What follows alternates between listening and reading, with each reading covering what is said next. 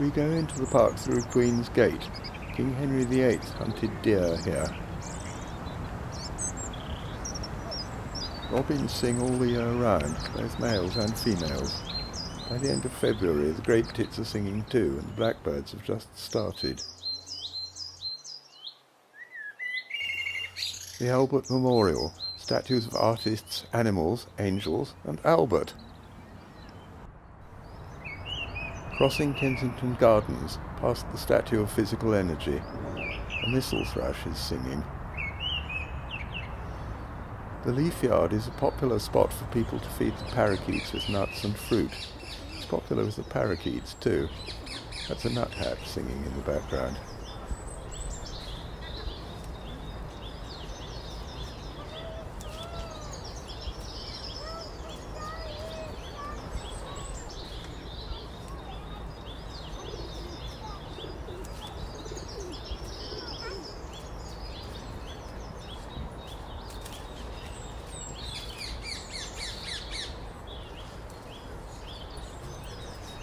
Small songbirds will come to your hand to be fed.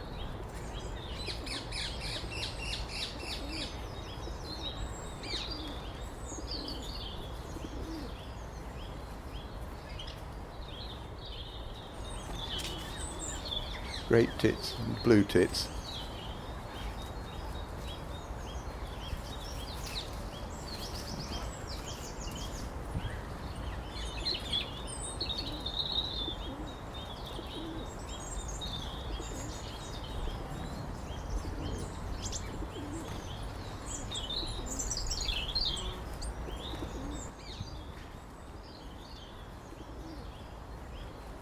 And a tiny coal tit weighing 1/4 of an ounce.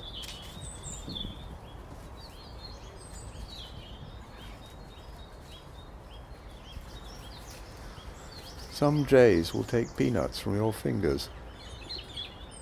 The statue of Peter Pan, the author, J.M. Barrie, lived a few hundred yards away. Another robin.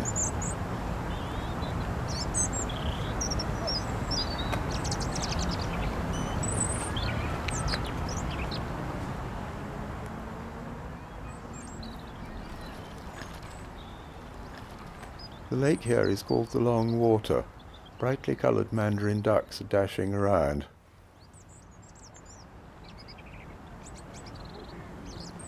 A moorhen comes trotting up to be given a bit of biscuit.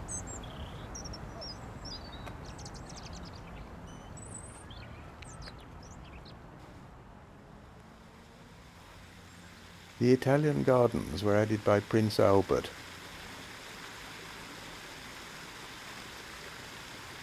There's a little island for mute swans to nest on, safe from foxes. Canada geese and mallards like it too.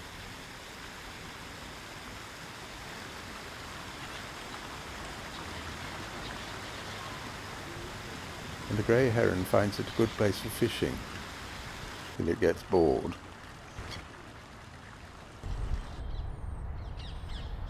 The sculpture by Henry Moore is just called The Arch. There's a colony of rabbits underneath. Carrion crows come to be given peanuts.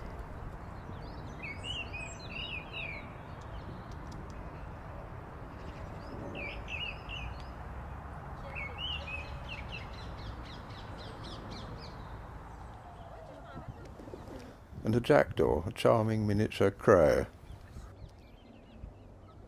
Robins are singing everywhere.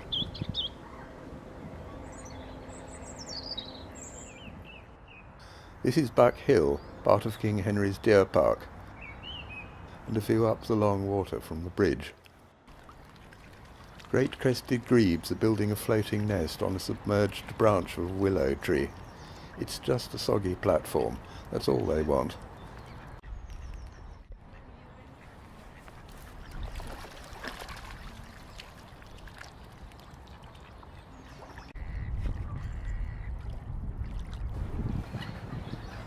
We go under the bridge into Hyde Park. This part of the lake is called the Serpentine. Swans come to the benches, begging for bits of people's sandwiches. They're used to the runners pounding by and take no notice.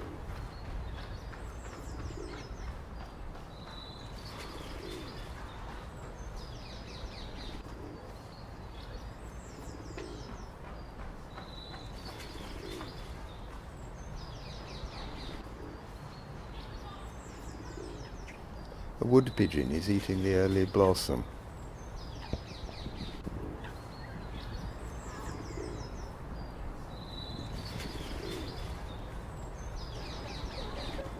These are feral pigeons, ordinary town pigeons, courting.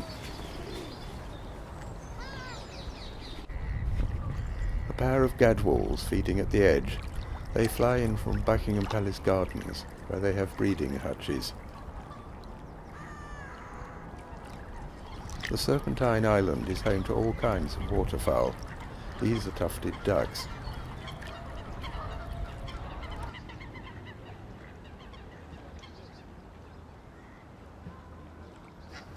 The Egyptian geese have started breeding already.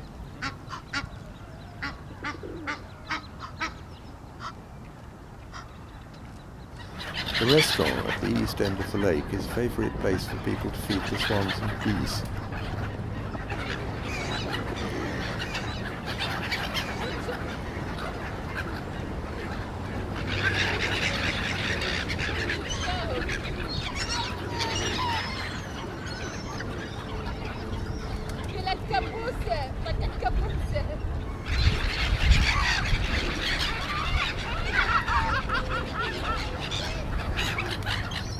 It's also where the pigeon-eating lesser black-backed gull hunts.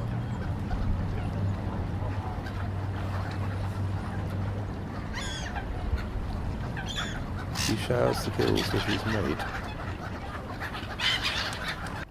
A black swan flew in a few months ago. He's very aggressive and beats up the other swans. He has 2 young mute swan girlfriends, still grey.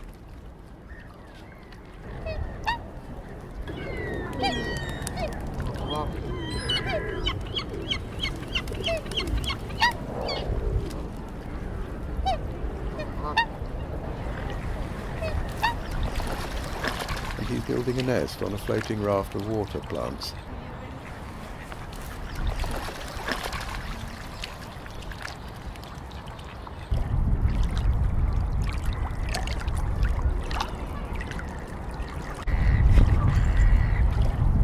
These geese are hybrids, with Canada fathers and grey-legged mothers.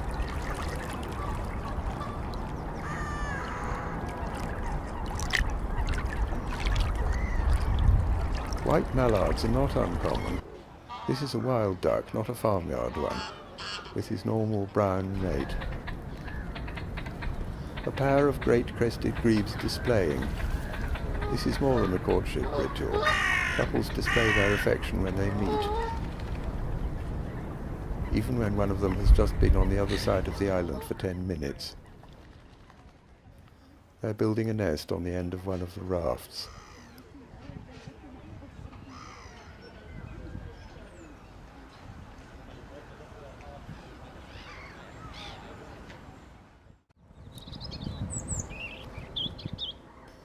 King George II had the lake made for his wife, Queen Caroline. What a wonderful present.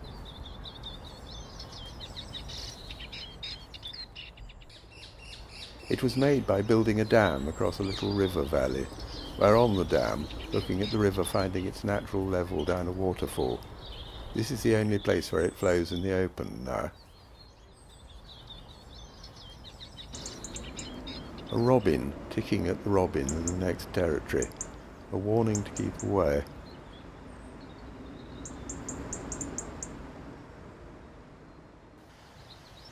Looking at the waterfall from below. This enclosure is called the Dell. A blackbird and a great tit are singing.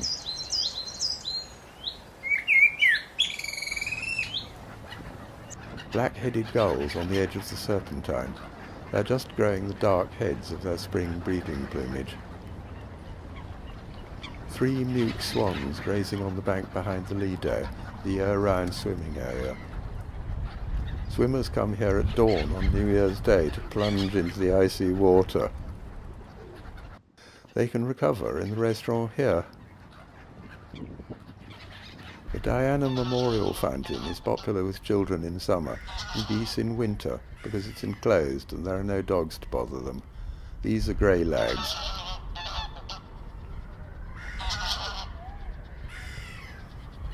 The herring gull is doing the worm dance, pattering its feet on the ground to imitate the sound of raindrops to bring up worms.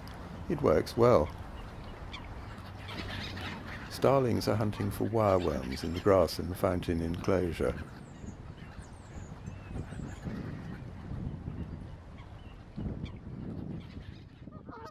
We go back under the bridge into Kensington Gardens for a view of Kensington Palace and the Round Pond.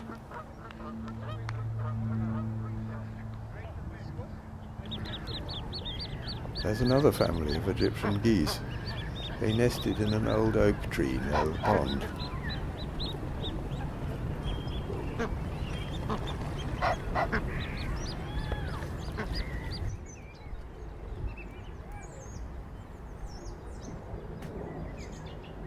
As we leave, a little owl looks out of its tree hole, preparing for an evening's hunting when the people are gone.